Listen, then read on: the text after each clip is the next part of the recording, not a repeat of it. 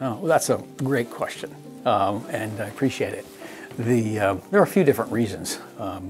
Actually, it goes back to initially, I have been over the last 8 years involved in business in East Africa and Rwanda. And part of that is in the organization of consulting in sports, how to grow economies through sports.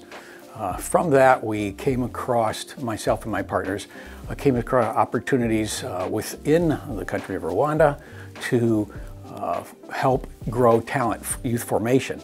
And so have been developing that over the past 5 years, have 500 children right now involved in that, moving to 1,000 this year with a goal for 5,000. And that was the basis for us to start thinking bigger. What happens when we have some talent? What do they do next? And so we started to create a ladder for opportunity for these different youth.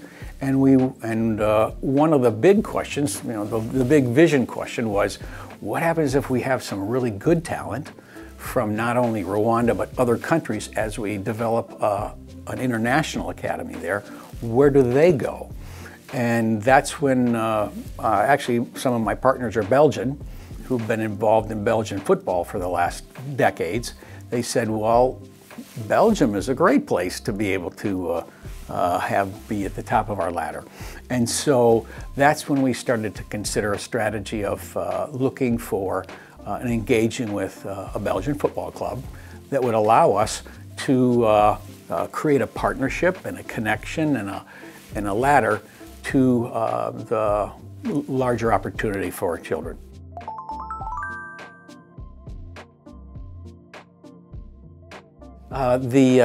Well, I read about it in the travel magazines as the best place to go. And I mean, it's beautiful in the wintertime, right? So we thought, hey, this is great. But there was one of our Belgian partners, coach, he suggested through his significant contacts here in Belgium, opportunities to visit some clubs, in which we did. Came to Charleroi and met with Fabien and Mehdi over the course of 2 different occasions, and looked around the city. And I have a backstory here that I think is really important, because when I say looked around the city, and the people, it's something about that said to me, I want to be here.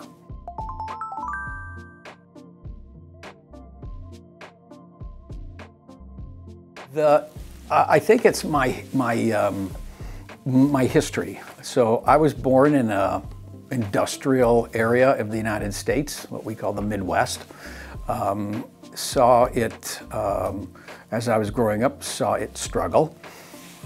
Lived in a former automotive city that is no more.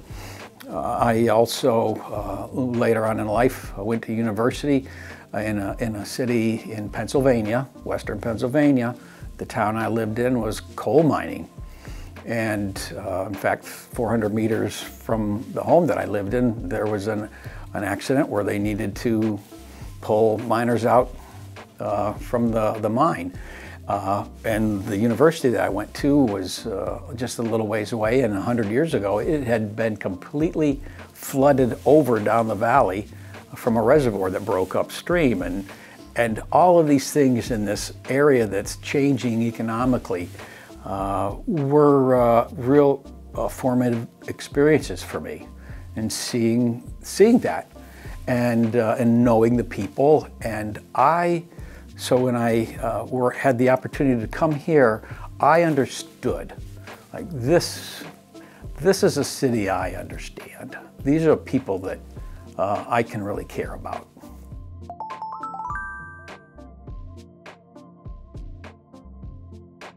That is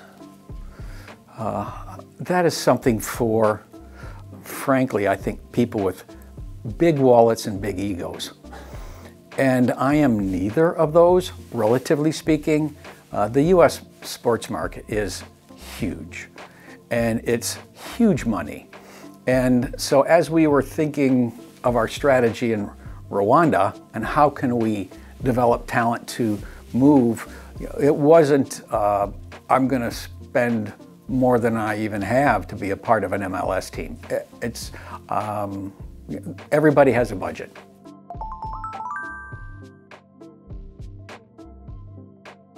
I appreciate the passion of the fans, the interest, the engagement of the fans. Frankly, even in, when fans are loud, not in just verbally, but just when fans communicate passionately, that's just they care. And I want to be a part of a group that cares, the organization and the people that I am working with now, with Mehdi, Fabian, and Pierre-Yves. I appreciate them a lot. We are working together well and are creating both a vision of the future and a path forward.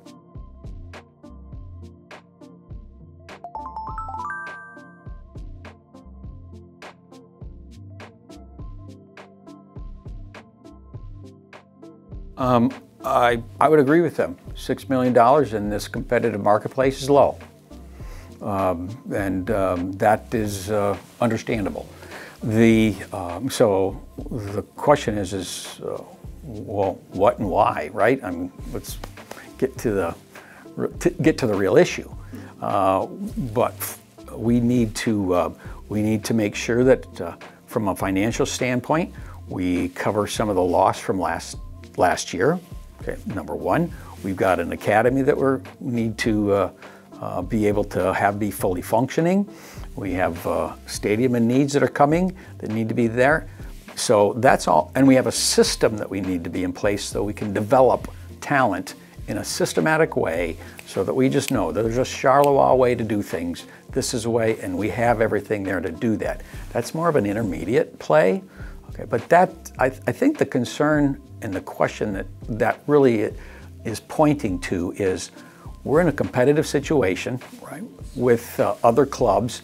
They have money to spend on players, right? And where's our players going to come from if we have a limited budget? That's the question, right? That was the second question. Okay, well, I just went right into it for you then.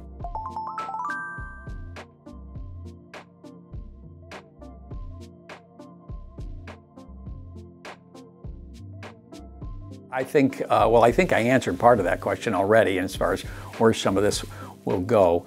Let me tell you, it's not going into management's pockets, okay? And it really hasn't before either, but I'm just saying it's not. This is focused towards building the club further, and it's so specifically on bringing in talent. We are at a place where I think some of it can be used towards that. But, frankly, we just still have to be wise about the choices that we make and focus on the development of the ones who come into our system. I mean, frankly, we're still going to be behind the ones that are spending, frankly, unheard of amounts of money, but they aren't going to be able to do that for long because they're not financially sustainable. So you've got this, first you have to be financially sustainable and viable to even exist. Okay, so we cover that, and then we start to develop beyond that. Now, I suspect that there'll be a lot of people that are going to be frustrated with my answer. Okay, because what they would like to see is big money coming in and buying top talent.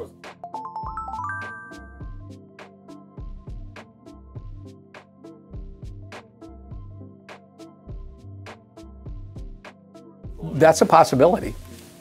I'll just say, that's not a promise. It's a possibility. It depends upon what we see transpire in this next year. And that could be, could it be me or could it be some other people that I know that are possibly interested? It could be, but that's a decision to make, not right now.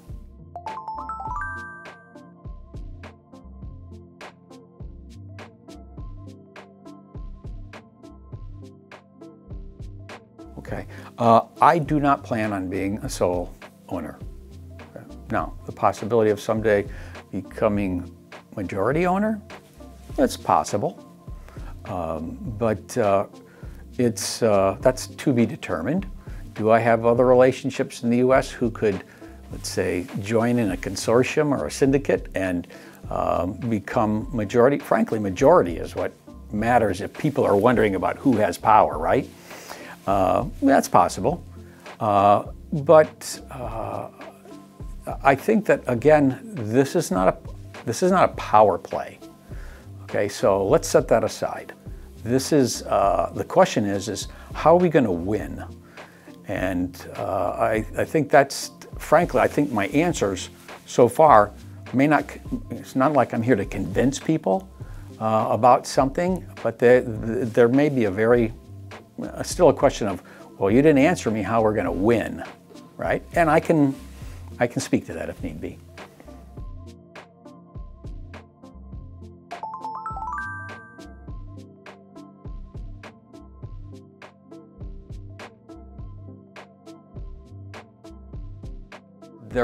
In fact, we're working on that now. We have agreements, material is already moving. Coaches will be going in both ways. We are already as well looking for what we'll call quick wins as far as possibly scouting and talent. Is there any talent there that is possible to move? I think one of the challenges that any European club has is they take a big risk when they're moving somebody from another, let's say from Africa to the US. Are they ready for playing football in Europe with the European system? Are they ready to live in Europe? And some other things like that. If we can move the Charleroi way and the Belgian experience of formation down to an academy in Africa, then we can form these players early and prove them out before we have to take the chance to move them here. And I think that's a significant benefit of that.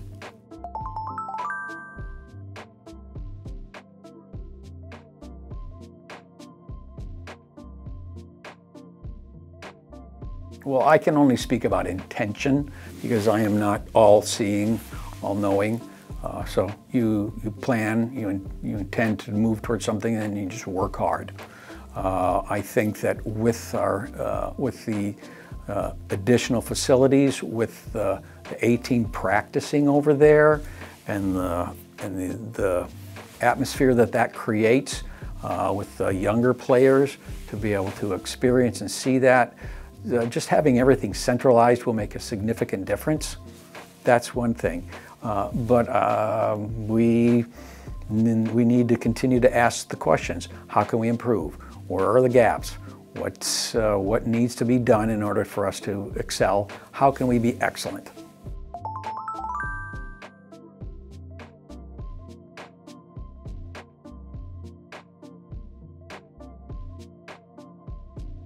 I've been having discussions about that with some people in the U.S. already.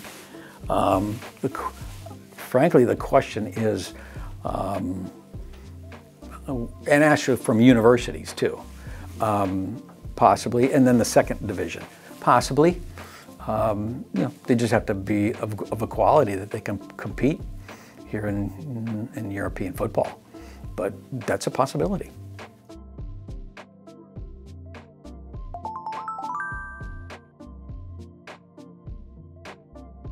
I'm loving it. I really appreciate, like I said, I think at the beginning, I really appreciate the passion, the intensity, and their engagement. They want to be a part, they are a part of this. This is our community. These are the people who've been supporting and cheering since they were young, since they went with their fathers and their fathers went with their fathers. And so this is big. Fans are the lifeblood of the team.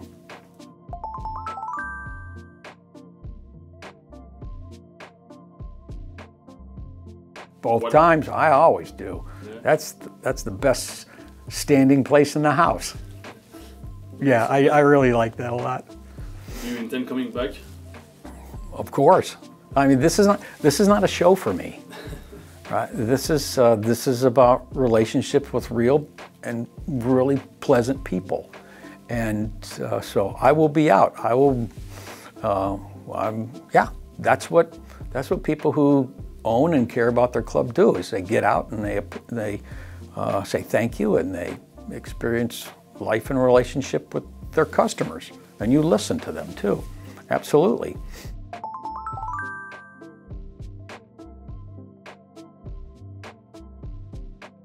You win. Easy. Yeah, I mean, that's what it is. People come to watch winners, and they don't to watch losers. And so we're going to win.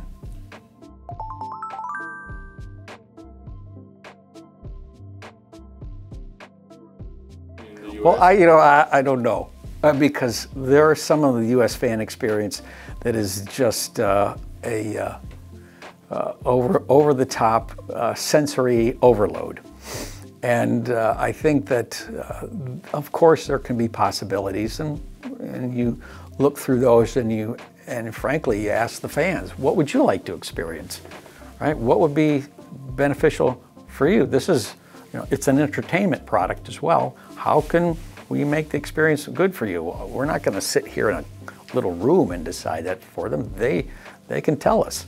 And even, let's say, when it comes to what it means in the new stadium, what does that look like for the benefit of fans? Customer satisfaction has to drive what it is that we are as a business, because we appreciate who they are and we care about their experience with us. Can you tell, I'm really adamant about that.